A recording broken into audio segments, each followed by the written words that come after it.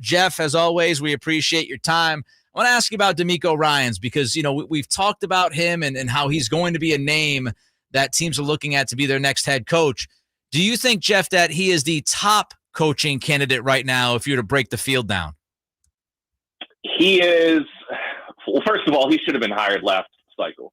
So the 49ers are lucky to have him back for one more go-around. But he's going to be right there with Sean Payton and probably Dan Quinn as the three guys who feel like, well, I mean, Payton's circumstances are different, right, but like those are three guys that you would have to think have the best chance to be head coaches next season or at the end of this cycle. I mean, obviously, Shane Steichen is an offensive guy if you want to go that route.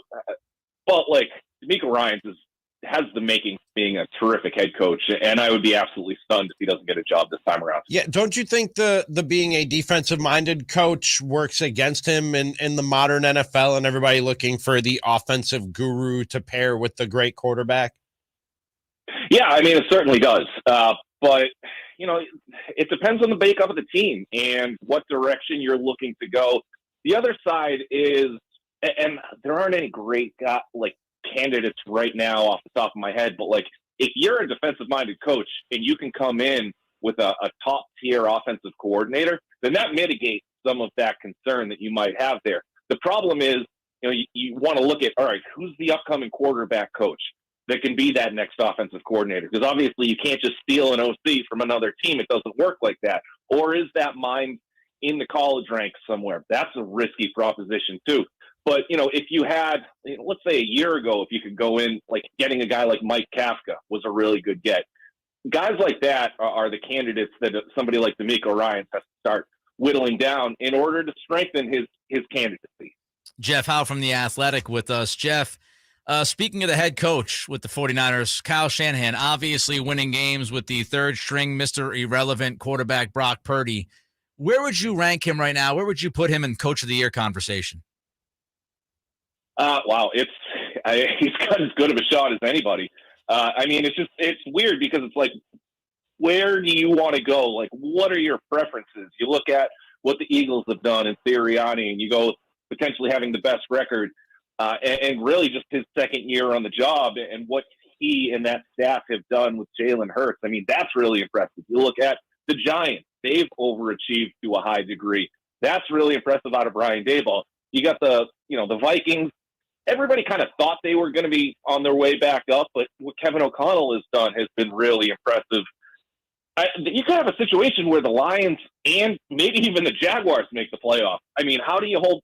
So, like, those are two really impressive coaching jobs. But then you've got Kyle Shanahan, who has one of the most talented rosters in the NFL. Everybody expected them to kind of be where they are now, but dealing with the injuries that he's dealt with, especially at the quarterback position, and still having them viewed as a legitimate Super Bowl contender.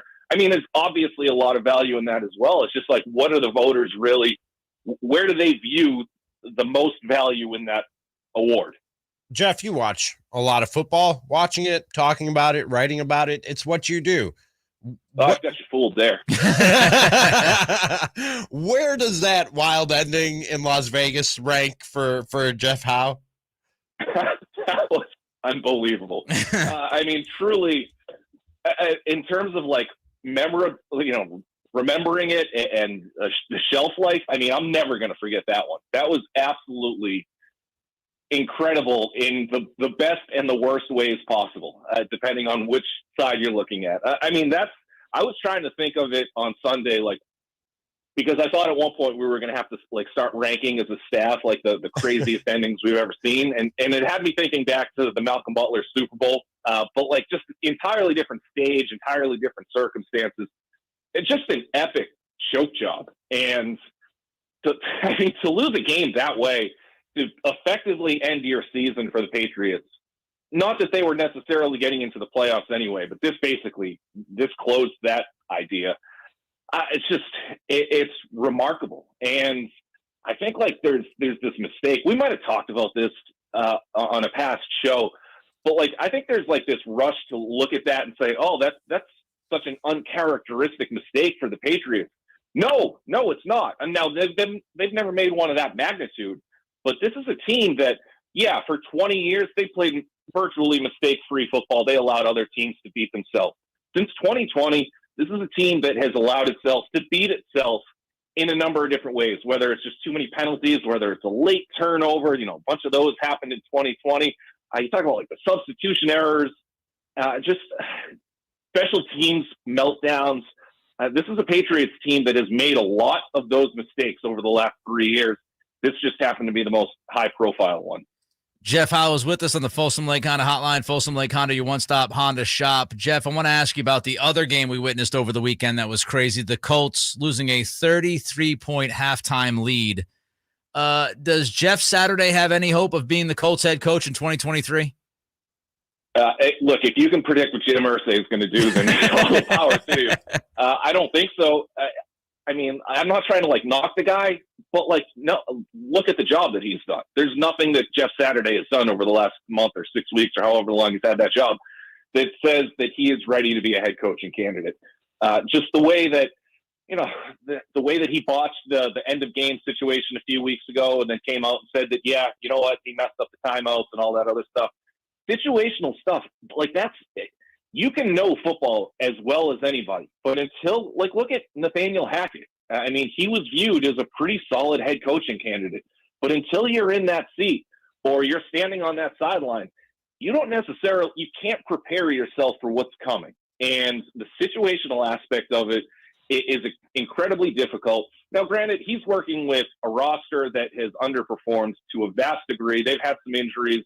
The quarterback play has been basically disastrous compared to what they thought they had. But Saturday has to do a better job helping them close out that game. I don't care how bad your roster is. There's a reason why nobody had ever blown a 33-point lead. Why has no one signed Odell Beckham Jr. yet? And at this point, should we just assume he's not coming back this year? I wouldn't rule out a potential for him to join, whether it's the Cowboys or the Giants, if they get into the playoffs and then get a chance to play in January. But it's the knee, and it always has been the knee. And teams are skeptical of how much they can get out of him. The other thing is everybody's been really quiet, except Jerry Jones, about this situation. And just, nobody wants to give up any leverage. Nobody wants to, piss off the other camp or whatever. So there aren't a lot of details coming up. The thing that I'm most interested to learn about when people start talking, why does Odell want a second year? It just doesn't make a whole lot of sense. Go out, show that you're healthy, get into the offseason, and allow all 32 teams to have an honest look at you, as opposed to, trying to have your team manipulate the cap. And it's just the contract part of it is very interesting because there's just not a lack of answers right now. But the bottom line is, if he was healthy enough to play football right now, he'd be on a roster. Jeff, as always, thanks for the time, man. We appreciate you. We'll talk to you next week. Of course. Thanks a lot, guys. Have a good week. All right. You too.